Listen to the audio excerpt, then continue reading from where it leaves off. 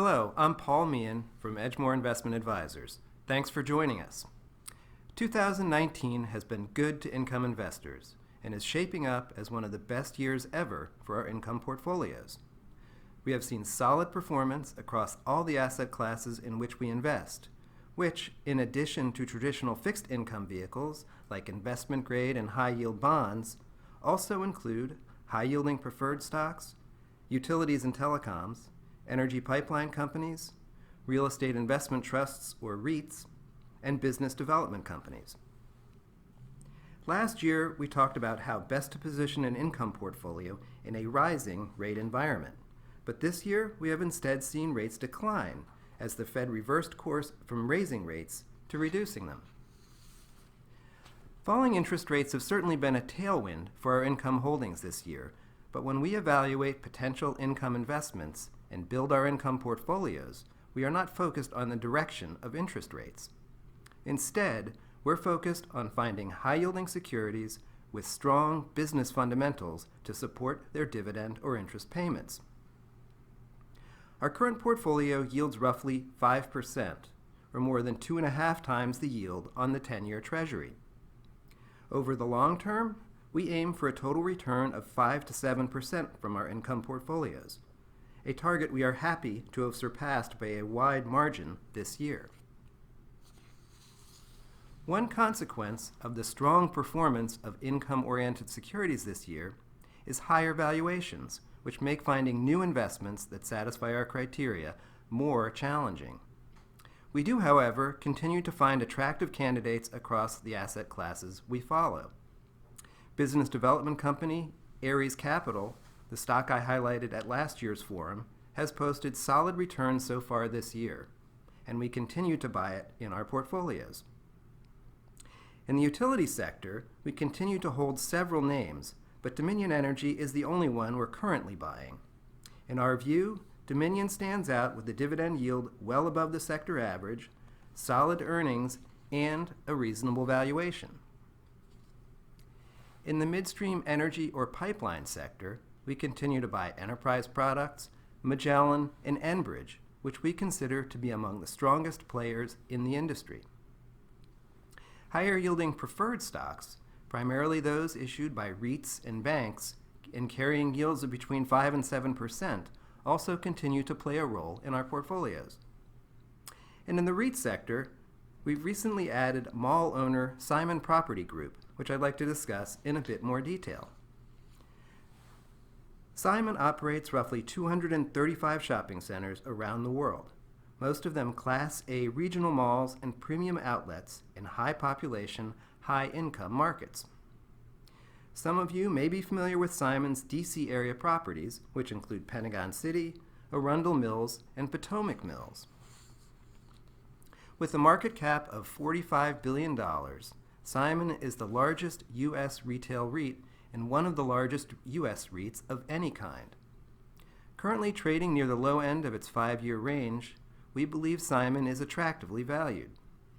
Adding to the attraction, Simon's shares yield 5.6%, and the dividend has grown at a robust 10% annual rate over the past 5 years.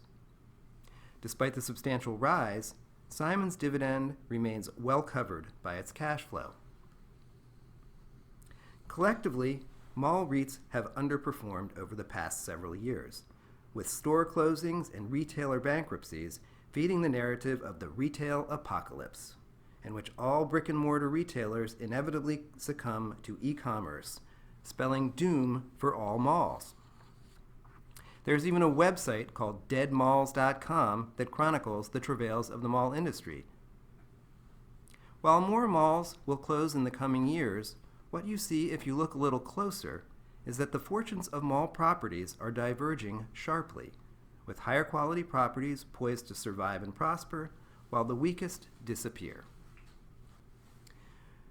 With more than 75% of its net operating income coming from Class A malls and almost 90% from B+ or better properties, Simon is decidedly in the survive and prosper category.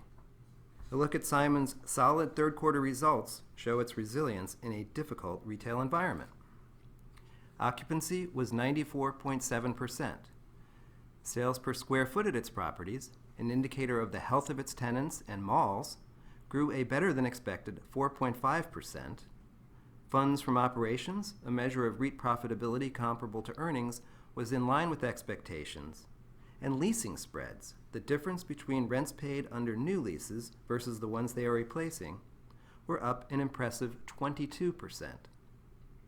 Resilience is important, but as income investors, we also want to see a plan for the future that will support a rising dividend.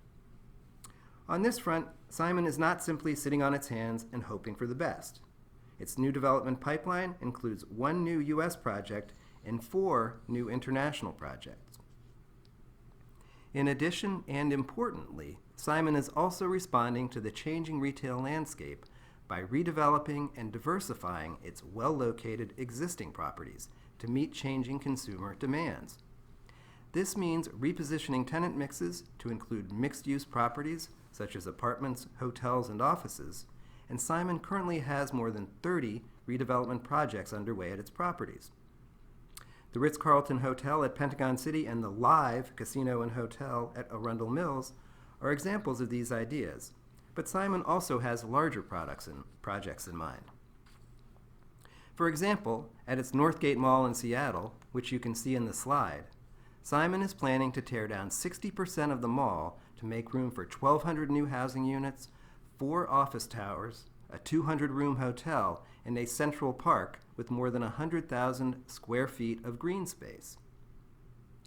The importance of successfully carrying out these plans highlights 2 other attributes that set Simon apart from most of its peers: a strong balance sheet and a skilled, experienced management team. At the end of the third quarter, Simon's share of the costs of its new and redevelopment projects under construction was approximately $1.8 billion. Balance sheet strength is key because it means Simon has the capacity to finance its plans and to do so at attractive rates that will maximize its returns. Simon has one of the few A credit ratings in the REIT sector, which enabled it to recently issue 30-year bonds with a very low 3.25% coupon rate. Management execution will be key to the success of Simon's efforts, and Simon has a seasoned, savvy management team to lead it. CEO David Simon and President and COO Richard Sokoloff have been with the company since the mid-90s, and Treasurer and CFO Brian McDade has been with Simon since 2005. This team has guided Simon through many changes, and we believe they are fully capable of carrying out its current plans. Recent management comments that it was out of the big deal business and focused on its existing development and redevelopment opportunities are confirmation to us that the team is pointed in the right direction.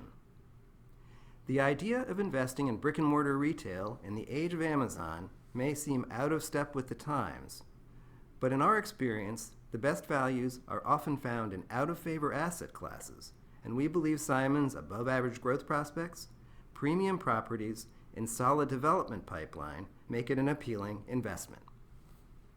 Thank you.